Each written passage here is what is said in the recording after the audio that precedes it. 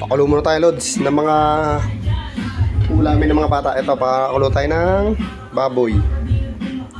Pakulo tayo ng baboy, mga Lods, para mamaya paggising ng ating mga kiddos, may kakainin na sila. Magluluto ako ngayon ng nilaga. Nilagang baboy, mga Lods. Ito, ipiprepare natin ating sibuyas, pechay, bawang panggisa para mas masarap.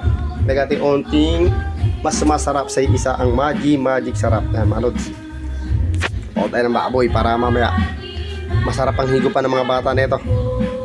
Magluto tayo ng nilaga with pechay. Sarap niya, mamaya lagyan na rin natin ng baka merong saging. Try natin, ha mga Lods, ha. Wait nyo lang.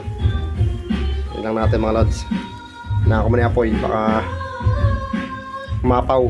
Yan, maghihiwa muna tayo. Wait lang, mga Lods.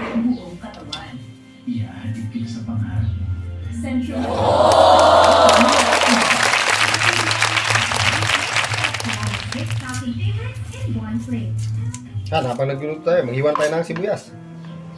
Para mamaya, paprikat na.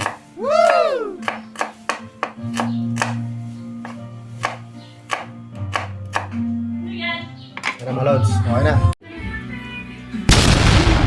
Luwin natin, lagyan natin ng pechay. Ayan, lagyan natin pechay yung kabukulong pork cubes. Lagyan natin pork cubes para masarap. Tapos na din. Ayan, ha. Lagyan natin ng pechay para masarap. Kakain na. Let's eat. Ayan na, lagyan natin pechay, mga Lods.